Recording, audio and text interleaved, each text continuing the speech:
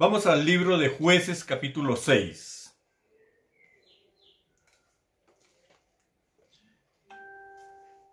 Dice la palabra de Dios: los hijos de Israel hicieron lo malo ante los ojos de Jehová, y Jehová los entregó en mano de Madián por 7 años. Y la mano de Madián prevaleció contra Israel.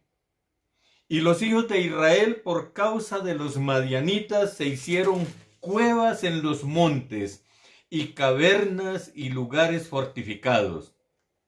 Pues sucedía que cuando Israel había sembrado, subían los madianitas y amalecitas y los hijos del oriente contra ellos, subían y los atacaban.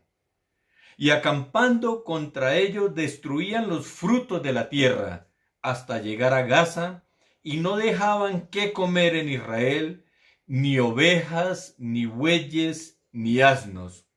Porque subían ellos y sus ganados, y venían con sus tiendas en grande multitud como langostas.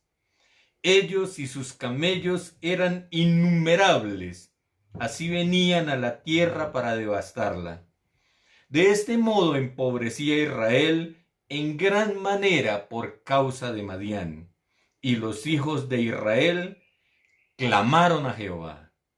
Y cuando los hijos de Israel clamaron a Jehová a causa de los madianitas, Jehová envió a los hijos de Israel un varón profeta, el cual les dijo: así ha dicho Jehová, Dios de Israel: yo os hice salir de la tierra de Egipto, y os saqué de la casa de servidumbre. Os libré de mano de los egipcios y de mano de todos los que os afligieron, a los cuales eché de delante de vosotros y os di su tierra. Y yo os dije: yo soy Jehová vuestro Dios. No temáis a los dioses de los amorreos en cuya tierra habitáis, pero no habéis obedecido a mi voz. Y vino el ángel de Jehová y se sentó debajo de la encina que está en Ofra, el cual era de Joás Abieserita. Y su hijo Gedeón estaba sacudiendo el trigo en el lagar para esconderlo de los madianitas. Y el ángel de Jehová se le apareció y le dijo: Jehová está contigo, varón esforzado y valiente. Y Gedeón le respondió: Señor mío, si Jehová está con nosotros, ¿por qué nos ha venido todo esto? ¿Y dónde están todas sus maravillas que nuestros padres nos han contado diciendo: ¿no nos sacó Jehová de Egipto? Y ahora Jehová nos ha desamparado y nos ha entregado en mano de los madianitas. Y mirándole Jehová le dijo: ve con esta tu fuerza y salvarás a Israel de la mano de los madianitas. ¿No te envío yo? Entonces le respondió: Señor mío, ¿con qué salvaré yo a Israel? He aquí que mi familia es pobre en Manasés, y yo el menor en la casa de mi padre. Jehová le dijo: ciertamente yo estaré contigo, y derrotarás a los madianitas como a un solo hombre. Y ya Dios le guía para librar la batalla de una forma singular. Y en el verso 20 del capítulo 7 dice cómo Gedeón venció a todo ese ejército poderosísimo. Y los 3 escuadrones tocaron las trompetas, y quebrando los cántaros, tomaron en la mano izquierda las teas, y en la derecha las trompetas con que tocaban, y gritaron: por la espada de Jehová y de Gedeón. Y se estuvieron firmes cada uno en su puesto, en derredor del campamento. Entonces todo el ejército echó a correr, dando gritos y huyendo. Y en el capítulo 8, el verso 28, la segunda parte, dice: y reposó la tierra 40 años en los días de Gedeón. Amén. Amén. La historia del libro de los jueces es bien particular. A veces vivimos como en un ascensor, y esa historia es como un ascensor espiritual. Unas veces estamos arriba, otras abajo, pero hoy yo oro al Señor que a partir de este momento estemos siempre arriba. Cuando Israel vino a la tierra de Canaán, bajo el liderazgo de Josué, con la generación Josué, con los niños que habían salido de Egipto con sus padres, pero los padres murieron por incrédulos en el desierto. Con estos niños que ya eran hombres, entraron a Canaán. Y todo fue sobrenatural. El Jordán se detuvo y pasaron el río Jordán en seco. Vinieron a Gilgal y Dios comenzó a darle conquista a Israel. Jericó, la famosa guerra de Jericó, donde los muros caen cuando ellos gritan. Y conquista tras conquista, victorias sobrenaturales. Dios enviaba piedras desde el cielo contra los ejércitos enemigos y les entregó toda esa tierra. En esos primeros 5 años de conquista fue algo impresionante cómo Dios se movió con Israel. Y la Biblia dice que murió Josué. Y murió toda esa generación que vio la gloria de Dios en la conquista. Y se levantó otra generación que no conocía a Dios. Israel había fallado en la tarea de enseñar a sus hijos, como lo enseña en las Escrituras en Deuteronomio capítulo 11, que dice que enseñarás a tus hijos en los mandamientos del Señor, en su palabra, en su consejo, cuando estés en la casa o cuando vayas de camino, y pondrás estas Escrituras en tus paredes y en tus postes. La responsabilidad de guiar a la siguiente generación es nuestra. Nosotros somos responsables que la siguiente generación cumpla este mandato en nuestros hijos. Pero ellos, el pueblo de Israel, no lo hizo. Y entonces comenzaron a adorar los dioses de las naciones vecinas. A Baal, a Acera, ahí los mencionan.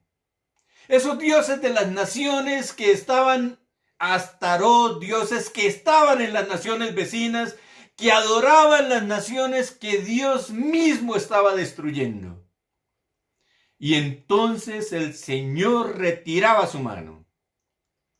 El pueblo de Dios que había visto la mano de Dios abriendo camino, derrotando a los enemigos y ayudando a conquistar a Israel, ahora retiraba su mano.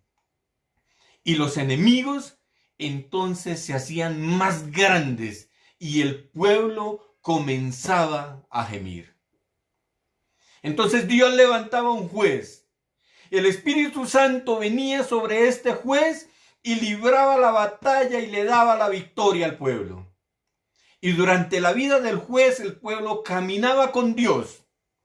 Pero muerto el juez, otra vez abrazaban y adoraban los dioses de las naciones vecinas. Y esto es lo que sucede aquí en el capítulo 6 del libro de los jueces. Israel abandonó a Dios, hizo lo malo delante de sus ojos y Dios quitó su mano. Y los madianitas se hicieron más fuertes que ellos y los intimidaron y ya no vivían en casas. ¿Saben lo que es tener la ciudad y no poder vivir en la ciudad? ¿Saben lo que es tener una casa y no poder vivir en la casa por intimidación? Vivían en cuevas. Estaban escondidos como ratas entre cuevas. El pueblo de Dios. Porque Dios había quitado su protección. Y esos hombres madianitas eran perversos. Venían por miles y traían sus ganados a la tierra de Israel y devoraban todo, y el pueblo de Israel perecía de hambre. Y comienza el clamor en los tiempos de angustia. Allí es cuando Dios mismo se aparece a Gedeón, alguien insignificante, pequeño a sus ojos. ¿Quién soy yo? ¿Quién es la casa de mi padre? Porque Dios siempre lo hace así. Dios siempre escoge al pequeño. El apóstol Pablo en 1 Corintios capítulo 1 verso 27, ustedes mismos lo pueden ver, Dios siempre escoge lo vil del mundo para que la gloria sea solo de Dios. Para que la gloria sea solo de Él. Así obra Dios, para que cuando Dios esté usándote, tú no digas es porque soy bueno, porque me preparé, porque soy el mejor. No. Es porque es su misericordia y toda la gloria es para Él. Y le dice, derribarás a los madianitas como a un solo hombre. Dios estará contigo. Dios estará contigo. Ahora, me gusta esto porque cuando Dios quiere hacernos libres, no es como nosotros pensamos. Dios tiene un plan. Dios tiene un plan. Todo el que está clamando porque vive tiempos de humillación, tiempos de aflicción, se siente como en derrota, yo hoy te digo, Dios tiene un plan para ti. Dios tiene un plan, Dios te va a librar. Ahora no estoy hablando solo de que Dios está haciendo esto a propósito para formar tu carácter. Estoy hablando de que Dios tiene, y eso es verdad y nos lo han enseñado muchas veces, Dios tiene un plan. Pero estoy diciendo es que Dios tiene un plan de liberación. Un plan de liberación. Dios ha planeado algo que no ha pasado por tu mente, pero que Dios lo va a hacer para hacerte libre. Así que lo mejor que puedes hacer si estás en esta condición es seguirlo. Porque Dios tiene un plan para ti. Le dice a Gedeón, derriba el altar de Baal y edifica un altar a Dios. Cambio de altar. Cambio de altar. Esta nación está adorando a los Baales. Derríbalos. Y vamos a levantar un altar para nuestro Dios. Y hace sonar Gedeón su trompeta y convoca la guerra. Es tiempo de guerra. Es tiempo de oración.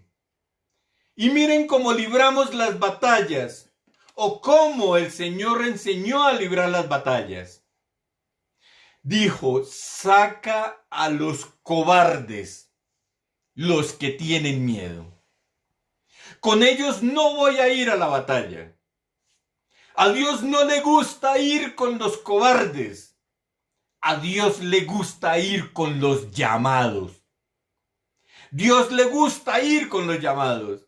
Saca a los cobardes y yo te voy a decir con quién vas a ir o quién va a ir conmigo. Y esta iglesia ha sido una iglesia así. No ha sido una iglesia de gente entrenada que viene, sino de llamados por Dios.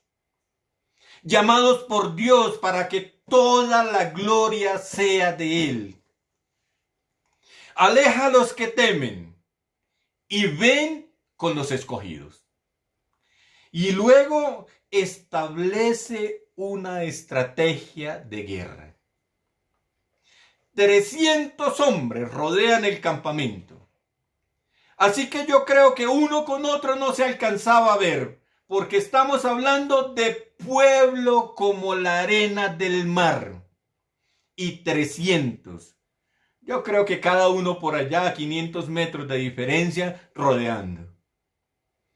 Cuando Gedeón dio la orden, ellos rompieron un cántaro, levantaron una tea encendida, hicieron sonar una trompeta. Eso fue todo lo que hicieron. Todo lo que hicieron, romper una vasija, levantar una tea encendida y hacer sonar la trompeta. Por Gedeón y por Jehová. Y todo el ejército se dispersó y Dios le dio poderosa victoria a Gedeón. 40 años de paz. 300 hombres rompen una vasija, levantan una tea ardiendo, suena la trompeta y vino la paz para Israel. De él es la guerra. Yo quería compartir hoy esta palabra a los que han estado clamando, que han oído tantas cosas maravillosas que hace Dios, que oyen estos testimonios como Dios bendice, prospera, restaura hogares, les regala bebés, les sana de sus enfermedades, los bendice, los ve resplandecientes y preguntas, ¿hasta cuándo? Si has estado clamando, Dios tiene un plan. Dios tiene un plan. La Escritura dice, la maldición nunca viene sin causa. ¿Saben que el pecado es la puerta para la humillación? Y el llamado de Dios era al arrepentimiento. Es el llamado de Dios si por ahí viene la aflicción. Si tú sabes que por ahí vino la aflicción, lo primero que debes hacer es arrepentirte. Esta nación lo entendió. No clamaron a los Baales. Entendió que por las cosas malas que habían hecho, había venido esta situación. Pero clamaron a Dios. Clamaron y rogaron a Dios. Y Dios tiene un plan. No te angusties si ya estás en el clamor del arrepentimiento. Dios es bueno. Es Padre de misericordia. Y al que está clamando, al que sabe que por su pecado vino la humillación, pero ha estado arrepentido y clamando, esto es lo que el Señor te anuncia. Él va a acabar la humillación. Él va a acabar la humillación y traerá años de paz. Quizás para ti 40 años de paz delante del Señor. Ahora no importa cómo te veas tú a ti mismo. Pequeño, débil, sin poder para hacer las cosas. Mejor, entre más abajo, es más grande lo que Dios va a hacer. Mejor porque el que lo va a hacer es el Señor. Cuando metemos nosotros la mano, destruimos todo. Es como la señora que sembró su jardín de flores y esperaba que las flores se abrieran. Y la niña en esa angustia veía todos los días eso y se metió y las abrió toditas. Eso es lo que hacemos nosotros. Dañamos el jardín de Dios cuando metemos las manos. Él lo va a hacer. Dios va a acabar la humillación. Dios va a acabar la humillación. Dios lo va a hacer. No temas. Dios lo va a hacer. Y tal vez dirás, sí, yo lo he oído todo. Pero ¿dónde está Dios? Dios lo va a hacer. Dios estará contigo, Gedeón le dijo. Y hoy te digo, Dios estará contigo. ¿Y qué tengo que hacer? Bueno, tienes que quitar lo que causa el tropiezo. Tienes que quitarlo de tu camino. Tienes que quitarlo. Ellos tenían que quitar un altar a Baal y hacer un altar a Dios. Hacer un altar para Dios. Yo no sé dónde está tu tropiezo, pero quítalo y hazle altar al Señor. Hazle altar. Y hacerle altar no es poner unas velas o algo así como estilo religioso. No, era el lugar donde iban a buscar a Dios. Estoy diciendo, haz un lugar para buscar a Dios.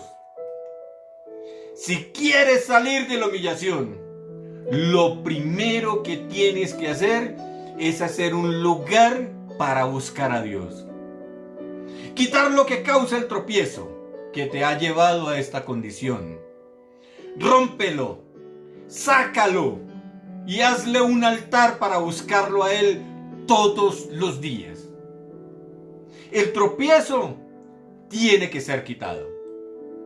Los ídolos de tu corazón tienen que ser derribados. A mí me gusta esto porque a veces no sabemos qué hacer, pero esto es lo que Dios dice. David no sabía qué hacer. Cuando él cometió un pecado, se dejó tentar por Satanás, se hizo un censo y ahora vino una mortandad y no sabía qué hacer. Clamando, solo hacer lo que sabemos hacer, clamar a Dios. Y Dios le dijo, haz un altar. Haz un altar, se va a acabar la mortandad si haces un altar. Jacob. Sus hijos cometieron un crimen y Jacob tenía miedo. Somos muy pocos, dijo, van a venir y van a acabar conmigo. Y Dios le dijo, hazme un altar. Hazme un altar. Y cuando él se levantó, le dijo a sus hijos, boten los ídolos, boten el tropiezo y vamos a hacer altar a Dios. Y cuando dijo eso, el temor de Dios cayó sobre sus enemigos. Haz un altar. Haz un altar para Dios, haz un altar para buscarle. Si tú quieres salir de la humillación, hazle un altar a Dios y hónrale. Vas a ir a la guerra, pero no vayas con los que temen. La Biblia dice que el cobarde se devuelva. Que no haya entre nosotros un cobarde, sino que se devuelva, para que no apoque el corazón de sus hermanos. En Deuteronomio 20 dice, los que tienen falta de ánimo y de valor, esos son los cobardes, los que no tienen valor para emprender algo. Lo peor que nos puede pasar es rodearnos de personas que nos roben la fe, que nos roben el ánimo. Los que siempre para todos hay un obstáculo, un no se puede, es difícil. No acaban de abrazar la idea de lo que el Espíritu de Dios nos dice. No nos dejan avanzar. Dios necesita gente decidida. Los llamados. El Señor dijo, no vayas con esos cobardes. Yo te voy a decir con quién vas a ir. Con los llamados. Y tú eres parte de los llamados. Yo soy parte de los llamados. Ningún cobarde se hubiera quedado con Gedeón sin una espada. Ellos sin espada, con una tea, una vasija que iban a romper y una trompeta que iba a sonar, pero con la confianza que Dios estaba con Gedeón, la confianza que Dios iba a acabar la humillación. Quizá no tengan espada, quizá no tengan muchos argumentos, quizás no sean tremendos guerreros, pero gente que le cree a Dios, es la que va a ir a esa batalla. Hay algunos que le tienen miedo a defender sus convicciones, pero Dios les envía a decir hoy que Él tiene un plan. Si estás clamando, ya estás moviendo el corazón de Dios. Dios ya tiene un plan. Dios tiene un plan. No es como tú lo crees. Es el plan de Dios. Es el plan de Dios. Porque mis pensamientos no son como tus pensamientos, dice el Señor, ni mis caminos como tus caminos.